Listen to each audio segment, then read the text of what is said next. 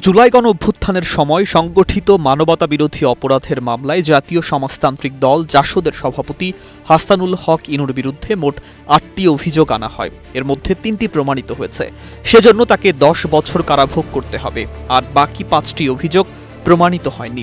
বিচারপতি নজরুল ইসলাম চৌধুরীর নেতৃত্বাধীন আন্তর্জাতিক অপরাধ ট্রাইব্যুনাল ২ আজ মঙ্গলবার এই মামলার রায় দেন। ট্রাইব্যুনালের অপর ২ সদস্য হলেন বিচারক মোহাম্মদ মঞ্জুরুল বাসিদ ও বিচারক নূর মোহাম্মদ শাহরিয়ার কবির।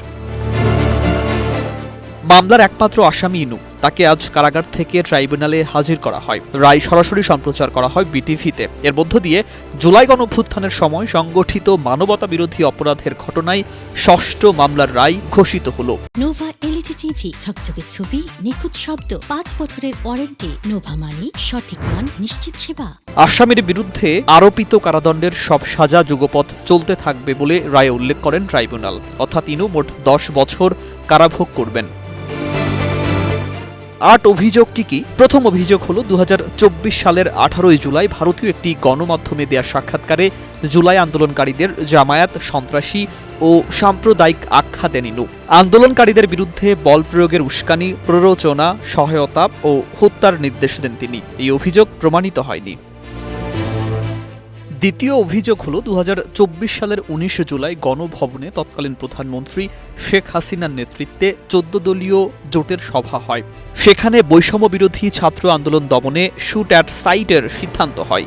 ইনু সেই সভায় উপস্থিত থেকে শুট অ্যাট সাইটের সিদ্ধান্ত গ্রহণ ও বাস্তবায়নের নির্দেশ, প্ররোচনা, উস্কানি দেন ও সহায়তা করেন। এই অভিযোগ প্রমাণিত হয়নি। তৃতীয় অভিযোগ হল ছবি দেখে আন্দোলনকারী ছাত্র জনতার তালিকা প্রণয়ন এবং তাদের আটক ও নির্যাতন করার জন্য কুষ্টিয়ার এসপিকে ফোনের নির্দেশ দেওয়ার অভিযোগ। এই অভিযোগ প্রমাণিত হয়েছে। চতুর্থ অভিযোগ হল আন্দোলন দমনে মারণাস্ত্রের ব্যবহার এবং ছত্রি সেনা নামিয়ে হেলিকপ্টারের মাধ্যমে বম্বিংয়ের পরিকল্পনা করার অভিযোগ। এই অভিযোগ প্রমাণিত হয়নি। পঞ্চম অভিযোগ হল গণমাধ্যমে উস্কানিমূলক বক্তব্য দেয়া, সরকারের গ্রহণ করা হত্যাকাণ্ড সংগঠন সহ নির্যাতন, নিপীড়নকে কৌশলে সমর্থন করা। এই অভিযোগ প্রমাণিত হয়নি। ষষ্ঠ অভিযোগ হল ১৪ দলীয় জোটের সভায় উপস্থিত থেকে জামায়াতে ইসলামীকে নিষিদ্ধ করার সিদ্ধান্ত গ্রহণ করা। এই অভিযোগ প্রমাণিত হয়েছে।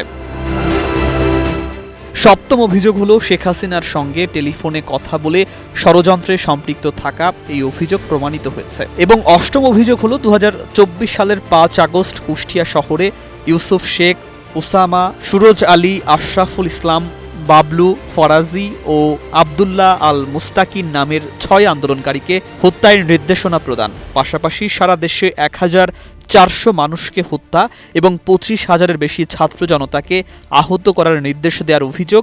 এই অভিযোগ প্রমাণিত হয়নি। News desk, ২১ television.